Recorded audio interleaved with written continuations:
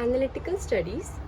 Analytical studies में हम लोग का जो सब्जेक्ट ऑफ इंटरेस्ट होता है वो इंडिविजुअल होता है within the population, and our main object is to test the hypothesis, not to formulate.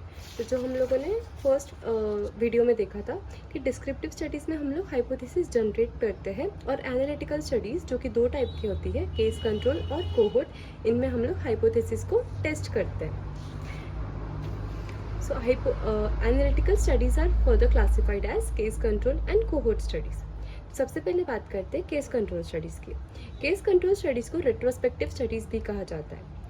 इसमें तीन चीज़ें हमें ध्यान रखनी है, जो कि both exposure and outcome have occurred before the start of the study.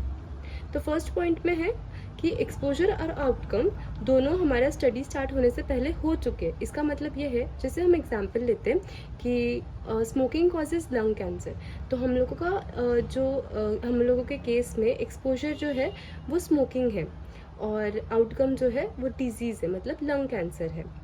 तो हमारी जो स्टडी होगी वो ऐसे लोगों पे होगी जिन लोगों को ऑलरेडी लंग कैंसर है, और जिन लोग ऑलरेडी स्मोकिंग करते हैं, स्मोकिंग करने की वजह से उन लोगों को लंग कैंसर हो चुका है। तो हमें आई होप हमें ये सेंटेंस का मीनिंग अच्छे से क्लियर हो गया है कि both exposure and outcome have occurred before the start of the study. Second point, the study proceeds backwards from effect to cause. तो हमारे जो केस था स्मोकिंग और लंग कैंसर का, उसमें लंग कैंसर हमारा जो है वो इफ़ेक्ट है और स्मोकिंग उसका कॉज है। तो लंग कैंसर ऑलरेडी हो चुका है, और वहाँ से हम लोग बैकवर्ड जा रहे हैं, हम लोग टाइम में पास्ट में जा रहे हैं इंक्वायर करने के लिए कि क्या सच में स्मोकिंग की वजह से ही लंग कैंसर हुआ या नहीं। C point, uses a comparison group to support और रिफ्यूट एन इन्फरेंस।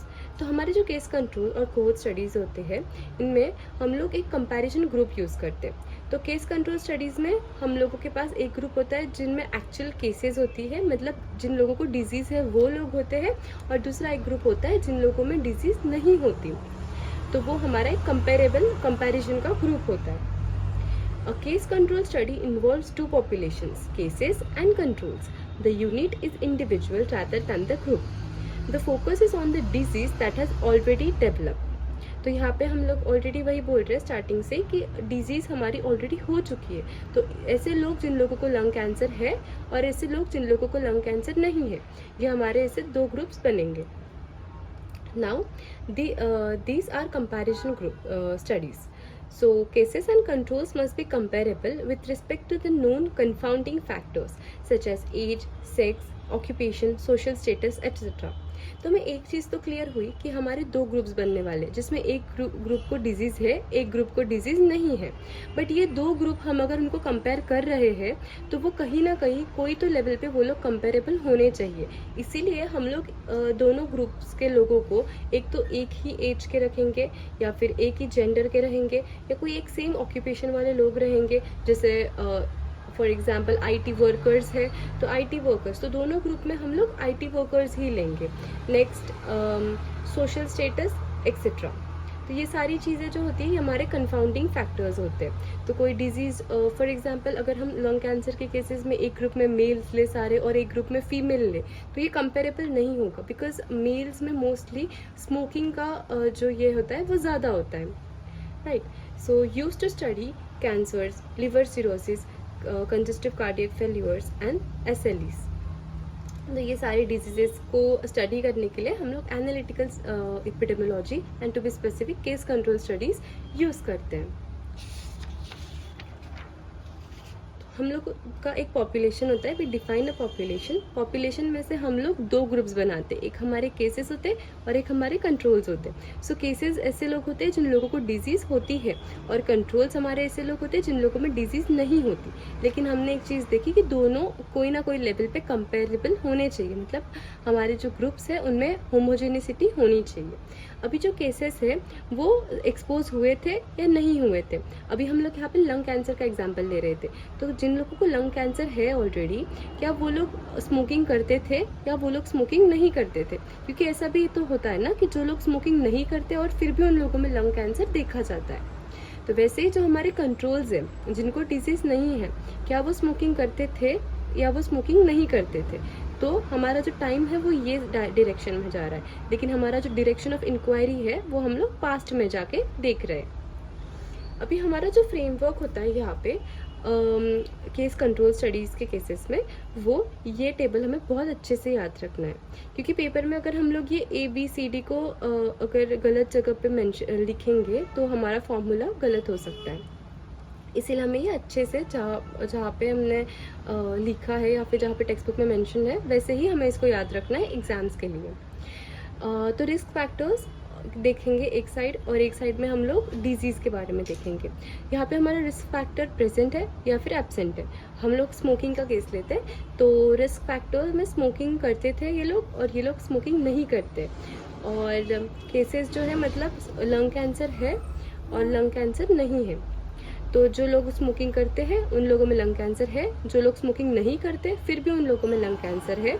वैसे ही कंट्रोल्स में जो लोग स्मोकिंग करते हैं फिर भी उन लोगों में डिजीज़ नहीं है, और जो लोग नहीं स्मोकिंग करते उन लोगों में डिजीज़ नहीं है।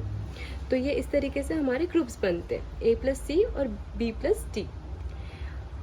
अभी हमें ये जो फ्रेमवर्क है या फिर ये जो टेबल है इसका आगे एनालिसिस और इंटरप्रिटेशन के टाइम पे इसका हेल्प होगा। बेसिक स्टेप्स जो इन्वॉल्व है केस कंट्रोल की स्टडीज़ में वो है 4 स्टेप्स होते हैं। तो सबसे पहला स्टेप है selection of cases and controls, दूसरा है matching, third is measurement of exposure, and last analysis and interpretation. तो केसेस एंड कंट्रोल सिलेक्ट करना is our first step. What is the definition of case? तो यहाँ पे 2 specifications होते हैं, एक हमारा डायग्नोस्टिक क्राइटेरिया होता है, दूसरा हमारा एलिजिबिलिटी क्राइटेरिया होता है। तो डायग्नोस्टिक क्राइटेरिया क्या होता है? The diagnostic criteria of the disease and the stage of the disease must be specified. For example हम लोग ब्रेस्ट कैंसर का अगर केस देखते हैं तो जो ब्रेस्ट कैंसर का टाइप है वो भी हमारा सेम होना चाहिए सारे केसेस में, जो हम लोग स्टडी के लिए हम लोग रिसर्च के लिए जो केसेस ले रहे हैं उन लोगों में, और उनका जो स्टेज है वो भी हम लोगों ने डिफाइन किया होना चाहिए। तो ब्रेस्ट कैंसर स्टेज 1 या स्टेज 3 वही केसेस में लूँगी मेरे रिसर्च में, या जो भी ये सारे स्पेसिफिकेशंस होते हैं ये हमें मेंशन करना होता है। Then next is eligibility criteria. तो एलिजिबिलिटी क्राइटेरिया में ये है कि हमें न्यूली डायग्नोस्ड केसेस जो इंसिडेंस है वो ज़्यादा प्रेफर करना है as compare to the already present cases. Sources of cases, तो हम लोग केसेस हॉस्पिटल्स में से ले सकते हैं या फिर जनरल पॉपुलेशन में से भी हम लोग केसेस सिलेक्ट कर सकते हैं। Now selection of controls. So what are controls? So controls must be free from disease under the study. They must be as similar to cases as possible except for the absence of the disease under study. तो controls जो होते हैं उनमें और cases में सिर्फ यही difference होता है कि कंट्रोल्स में डिजीज़ प्रेजेंट नहीं होती और केसेस में डिजीज़ होती है। हम लोग वही डिसीज़ की बात कर रहे हैं जो लोग हम लोग स्टडी कर रहे हैं, जो हम लोग हमारे रिसर्च में स्टडी कर रहे हैं, वो डिजीज़ कंट्रोल में प्रेजेंट नहीं होती और केसेस में वो प्रेजेंट होती है। Now sources of controls. तो कंट्रोल्स हम लोग हॉस्पिटल से सिलेक्ट कर सकते हैं, वो पेशेंट जो है उनके रिलेटिव्स हो सकते हैं, उनके नेबर्स हो सकते हैं, या फिर जनरल पॉपुलेशन में से भी हम कंट्रोल्स को सिलेक्ट कर सकते हैं। Second point is matching. So controls are selected in such a way that they are similar to the cases with respect to age, sex, occupation, social status, etc. This is known as matching. तो हमने ये starting में ही confounding factors के वहाँ पे ये same चीज़ को देखा था। Third, measurement of exposure. The information about exposure should be obtained from interviews, questionnaires, past records from the hospitals and employment records. तो एक्सपोजर मतलब हमने फॉर एग्जांपल जो लिया था स्मोकिंग और लंग कैंसर का, तो हमें उसमें उनको इन्वेस्टिगेट करना या इंक्वायरी करना है हमारे जो केसेस है कंट्रोल्स है उनसे, कि वो लोग स्मोकिंग करते थे या फिर वो लोग पैसिव स्मोकिंग को कितना एक्सपोज होते थे। तो ये सारी चीज़ें हम लोग इंटरव्यूज़ के थ्रू, क्वेश्चनर्स के थ्रू या फिर हॉस्पिटल रिकॉर्ड से हमें पता चलेगा कि वो लोग ऑलरेडी एडमिट हो चुके हैं हॉस्पिटल में, या फिर उनके एम्प्लॉयमेंट रिकॉर्ड से भी हमें बहुत सारी चीज़ें पता चल सकती है। Fourth is analysis. यहाँ पे हमें एनालिसिस में 2 चीज़ें बहुत इंपॉर्टेंट होती है। First is the exposure rate, जो केसेस और कंट्रोल्स दोनों का हमें देखना होता है, और दूसरा हमें risk estimation, so estimation of disease risk associated with the exposure. इसमें ऑड्स रेशो जो है वो हमें देखना है। एक्सपोजर रेट्स, तो ये सेम फ्रेमवर्क है जो हम लोगों ने पहले देखा था। यहाँ पे सिर्फ हमने ABCD जो वेरिएबल्स है उनको रिप्लेस किया है बाय नंबर्स। अब अगर हम एक्सपोजर रेट्स केसेस का कैलकुलेट करना है तो हमें टोटल नंबर ऑफ मतलब people who are having the disease and who smoke or who are exposed to smoking divided by the total number of people with disease. वैसे ही controls का exposure rate अगर हमें देखना है तो total number of people who smoke but who do not have disease divided by the total number of people who do not have the disease. So B by B plus D. तो A by A plus D, B by B plus D, ये हमारे exposure rates हो गए. तो यहाँ पे हमें दिख रहा है कि 94.2% मतलब केसेस में जो एक्सपोजर रेट है वो बहुत ज़्यादा है. तो जो लोग स्मोकिंग कर रहे हैं उन लोगों में लंग कैंसर जो है वो ज़्यादा पाया जाता है. So the frequency rate of lung cancer was definitely higher among smokers than among the non smokers. Now whether there is statistical association between exposure status and outcome, तो अगर हमें देखना है कि statistical association अगर हम बात करते हैं उसकी तो हमें p वैल्यू देखना होता है. यहाँ पे हमें p वैल्यू था लेस देन 0.001. तो जब भी p वैल्यू जो होता है वो 0.005 के इक्वल होता है या उससे कम होता है तो हमारा जो रिजल्ट होता है वो स्टैटिस्टिकली सिग्निफिकेंट होता है. मतलब जितना लो हमारा p वैल्यू है उतना ही ज़्यादा हमारा जो स्टडी है वो स्टैटिस्टिकली जो आउटकम है वो स्टैटिस्टिकली सिग्निफिकेंट है. B point is the estimation of risk. So the estimation of disease risk associated with the exposure is obtained by an index known as the relative risk or risk ratio. Relative risk equals to incidence among exposed divided by the incidence among non-exposed. अब इसमें हमें A divided by A plus B divided by C plus D. तो ये हमारा relative risk हुआ. इसमें हमें odds ratio भी देखना होता है.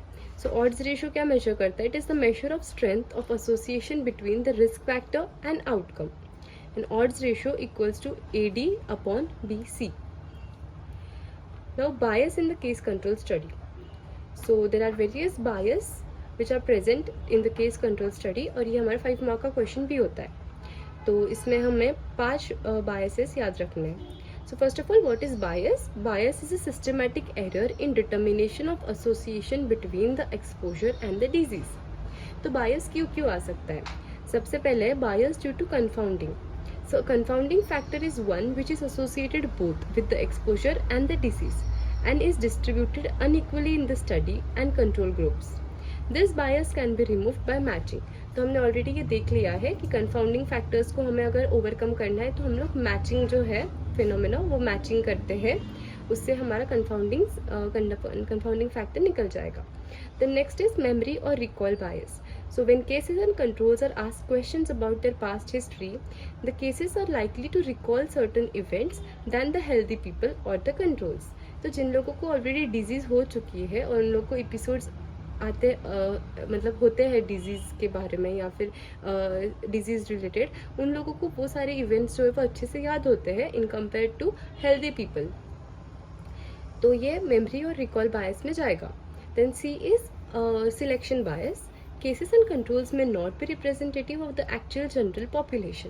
तो हमने सिलेक्शन करते वक्त ही अगर हमने गलत सिलेक्ट किए, हमने प्रॉपर केसेस और प्रॉपर कंट्रोल्स जो है वो सिलेक्ट नहीं किए, तो हमारी स्टडी जो है वो बायस की वजह से उसके जो आउटकम्स होंगे वो इतने रिलायबल नहीं रहेंगे.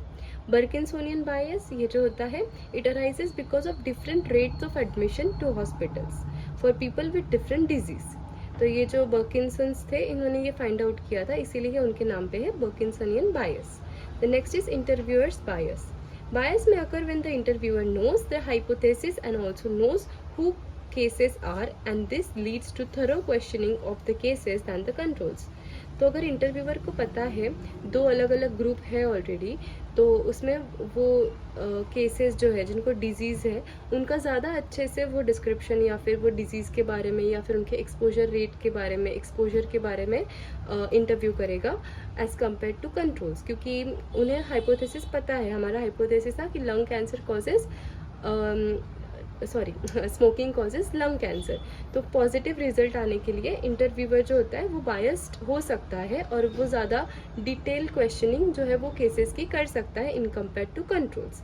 तो ये हमारा होता है interviewers bias. The next is advantages and disadvantages. So advantages जो है हमारे उसमें है, it is relatively easy to carry out. Then there is rapid. It is rapid and inexpensive. It requires few subjects. It is suitable for the study of rare diseases. There is no risk to the subjects. It allows study of several etiological factors. The risk factors can be identified. Do not require follow-ups in the future, क्योंकि हमारा ये retrospective study है इसलिए. And minimal ethical problems, क्योंकि हम लोग खुद कुछ इंटरवेन नहीं कर रहे हैं, या फिर हम लोग उनका कुछ जो उनको डिजीज़ है या फिर उनको, क्योंकि उनको ऑलरेडी डिजीज़ हो चुकी है, तो हम लोग वहाँ पे कुछ एथिकली कुछ गलत नहीं कर रहे हैं. हम लोग सिर्फ पास्ट में इंक्वायर करके उनसे पूछ रहे हैं और उससे हमारा हाइपोथेसिस टेस्ट कर रहे हैं. डिसएडवांटेजेस है हमारा प्रॉब्लम ऑफ बायस, ये सबसे बड़ा डिसएडवांटेज है. Then selection of appropriate control group may be difficult, क्योंकि कंट्रोल ग्रुप सिलेक्ट करना is a very big task. Then we can not measure the incidence. Do not distinguish between cause and associated factors. Fifth point, not suitable for prophylaxis of disease. Sixth, another concern is the representativeness of the cases and controls. Thank you.